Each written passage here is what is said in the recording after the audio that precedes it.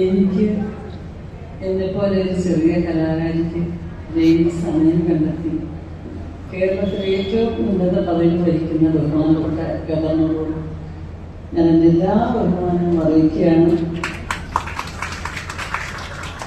വേദി സന്നിഹിതരായിരിക്കുന്ന എല്ലാ വിശിഷ്ട വ്യക്തികൾക്കും കഥവണങ്ങുന്ന സദസ്സിനെയും എന്നെ സ്നേഹിക്കുന്ന എല്ലാവരെയും സർവോപരി ജഗദീശ്വരിയെയും വണങ്ങുന്നു. ഈ സ്ഥലം എനിക്ക് അപരിചിതമാണ്. എത്രയോ ഷൂട്ടിങ്ങൾക്ക് ഞാനിവിടെ വന്നിട്ടുണ്ട്. അന്ന് ഇത്രയും ഒരു മഹാക്ഷേത്രമല്ല ഞങ്ങൾ. എന്നാലും ഞാൻ കുഞ്ഞിലെ മുതൽ എൻ്റെ അമ്മ പഠിപ്പിച്ചിട്ടുള്ള എല്ലാ ദൈവസങ്കല്പത്തെയും തൊഴും. വണ്ടി പാസ് ചെയ്ത് പോയാലും അത് ദൈവസങ്കല്പമാണെന്ന് ഞാൻ ഒന്ന് തൊഴും.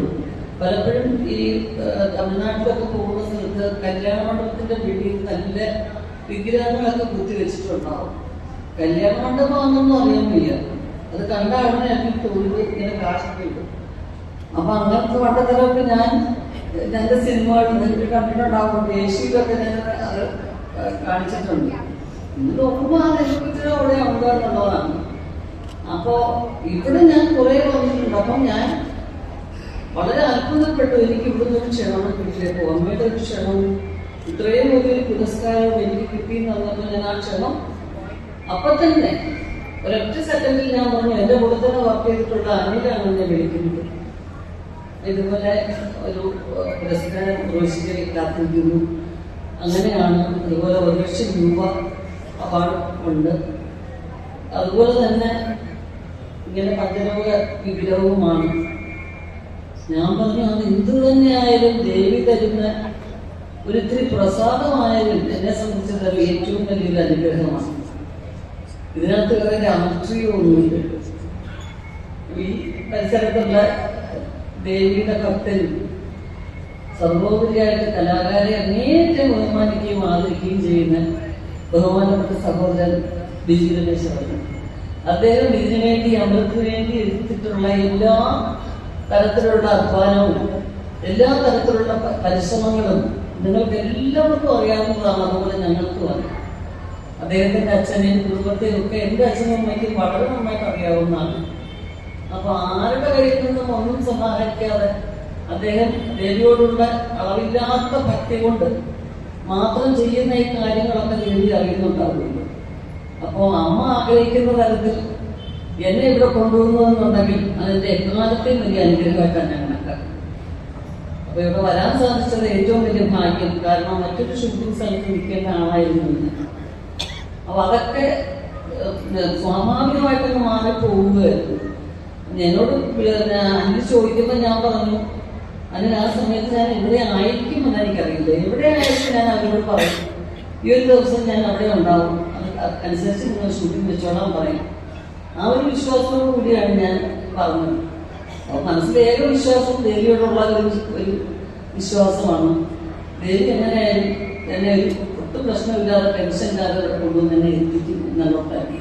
അതുകൊണ്ട് ഞാൻ സേഫ്റ്റിക്ക് ഒരു ദിവസം മുൻപ് വന്നു. എങ്ങാനും ഒരു തടസ്സം വന്നാലും അങ്ങനെ എത്താൻ പറ്റി നടക്കാനാവാത്ത സ്വീകരണമാണ്.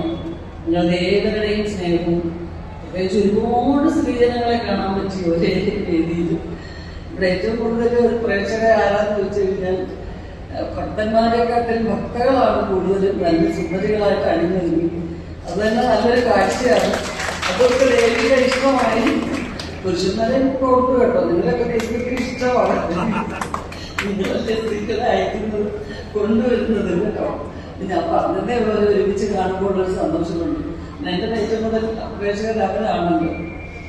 അതെൻ്റെ എല്ലാ സന്തോഷങ്ങളും അറിയിക്കുകയാണ്.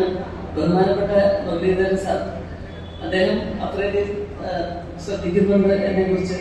അദ്ദേഹം പറഞ്ഞ ഓരോ വാക്കുകൾക്കും ഞാൻ എൻ്റെ പ്രത്യേകം നന്ദി അദ്ദേഹത്തെ അറിയിക്കുകയാണ്.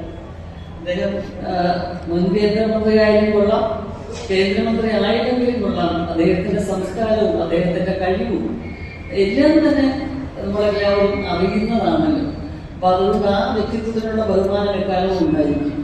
ഞാൻ ആൾക്കൂട്ടത്തിൽ അദ്ദേഹം മാറി ഒഴിഞ്ഞു നിൽക്കുന്ന കണ്ടപ്പോൾ ഞാൻ പെട്ടെന്ന് അകന്നു പോയി. ഒരു ഫോട്ടോയോ ബഹളോ അതൊന്നും നിൽക്കാതെ ഒതുങ്ങി നിൽക്കുമായിരുന്നു. അതിന് ഞാൻ ഓടിയെടുത്തില്ല, എന്നിട്ട് ഞാൻ അദ്ദേഹത്തെ ആരോഗ്യമായിട്ട് ചർച്ച ഒരു ഫോട്ടോ എടുക്കാൻ വരും എന്ന് പറഞ്ഞ് വിളിക്കുമായിരുന്നു. എല്ലാം കൊണ്ടും വളരെ സന്തോഷമുള്ള ഒരു ദിവസം.